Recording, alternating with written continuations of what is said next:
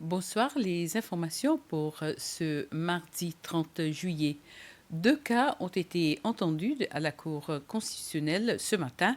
Le premier concerne la plainte des résidents de Fairview à la Misère contre le ministère de la Culture, de l'Environnement et du Changement climatique, le ministère de la Santé, le gouvernement et le bureau du procureur général dans l'affaire de pollution causée par une ferme du voisinage.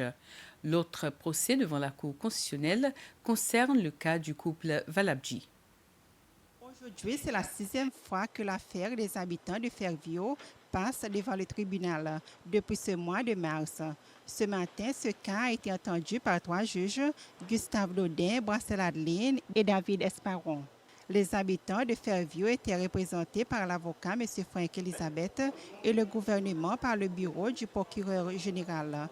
Les plaignants de Fairview disent avoir noté quelques avancées dans le procès, mais ajoutent avoir été conseillés par leur avocat de ne pas répondre aux questions de la SBC en ce moment pour éviter des préjudices. L'audition de cette affaire reprendra dans la matinée du 24 septembre. Dans l'affaire du couple Valabji, la première plainte est relative au mauvais traitement dont M. Mukesh Valabji dit avoir subi au moment de sa détention provisoire par la police. L'autre cas concerne ce que M. Valabji présente comme de nouvelles preuves rassemblées pour supporter les violations dont il dit avoir été victime. La Cour constitutionnelle rendra sa décision pour ce cas le 24 septembre prochain. Dans un autre cas relatif à la propriété Valabji, la Cour constitutionnelle rendra son jugement le 22 octobre. Aucun travailleur séchellois n'est licencié à la SBTC. Le ministre responsable des Transports, Anthony Derjac, a donné cette réponse à l'Assemblée nationale ce matin.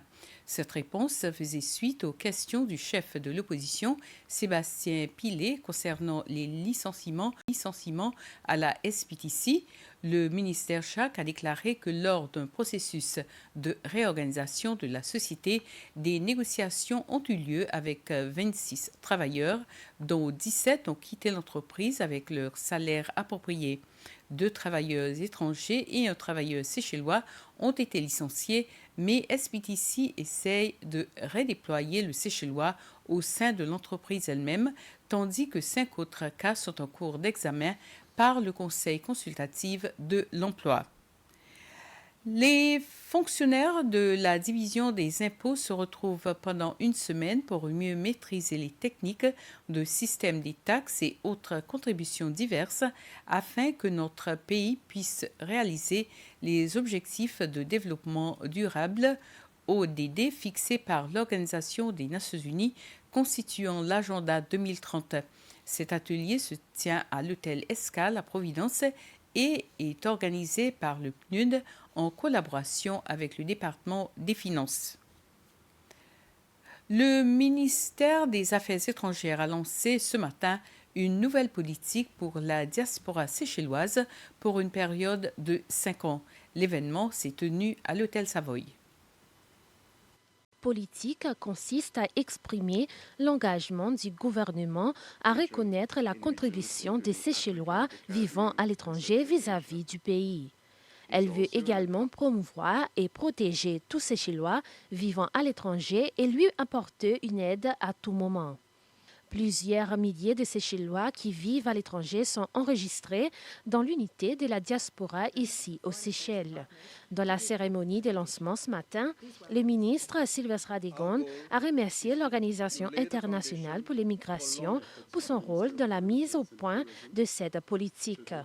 Ces documents, dont une copie a été offerte au président de la République, n'est pas le document final. Il pourra être amendé au fur et à mesure.